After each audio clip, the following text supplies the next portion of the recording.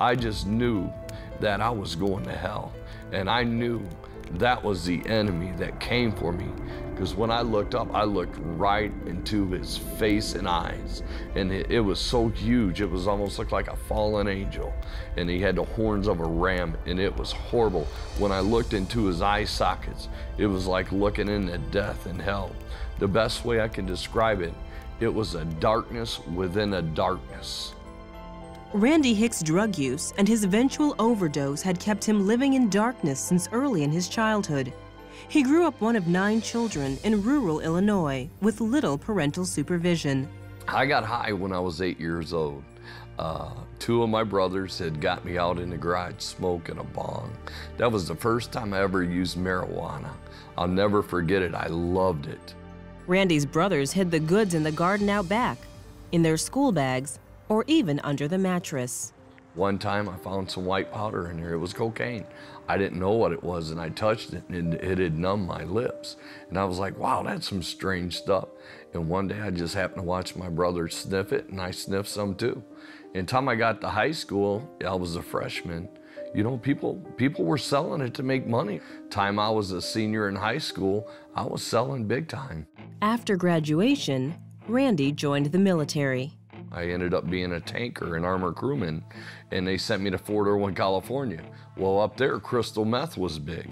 Well, when I got up there, I got hooked up with the wrong people. I started drinking heavier, and then I really started going on a binge with crystal meth. Oh my God, I was so addicted. It was like I couldn't live without it. I breathed it from the time I got up in the morning to the time I went to bed. I started selling stuff to get it. And they sent me to rehab, and eventually they released me from the military. It bothered me. I was like, man, I had this great opportunity to turn my life around. Why did I go back to doing the drugs? But it only got worse. Randy spent a year in jail for robbing a gas station. He was so high, he doesn't even remember holding a gun to the clerk's head. When he got out of jail, he overdosed. He was only 27. They went ahead and pulled a white sheet up on me because they said I was gonna die.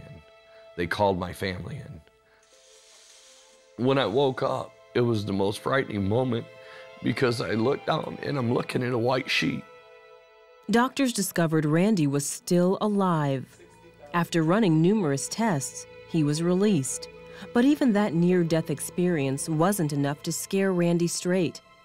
Randy married, but the alcohol and drug use continued, eventually destroying the relationship. In 1997, Randy's wife left him with their 2 young children. And I was smoking weed, and I still did a little coke. Not like I used to, but I was still doing it, yes. The moment that changed that, all of a sudden my body collapsed to the ground. I felt something physically dragging me out of my body.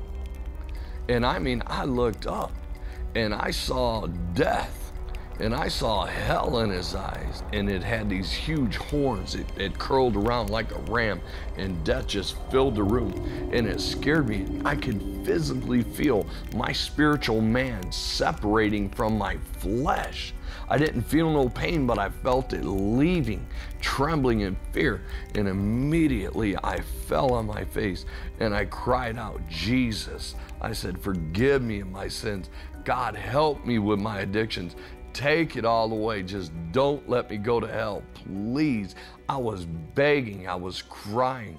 I did everything I knew. And as soon as I looked at the door, my door opened and I saw this long, white, glowing robe, white. There's just no white in this world you can describe it. I knew without a doubt that the moment I cried out for Jesus, that God had showed up right there and saved me at the moment I cried out. From that moment, man, I just wanted to know God. I wanted to know Jesus. I wanted to know this one who, when I knew without a doubt I was going to hell, came for me. Immediately, Randy's craving for drugs and alcohol was replaced with a hunger and thirst for Jesus. I travel and share what God brought me from, what I went through, what it will do to you, and how Christ is the answer. When you call on that name Jesus, He is there right there. and He is ready to receive you and to forgive you of all your sins.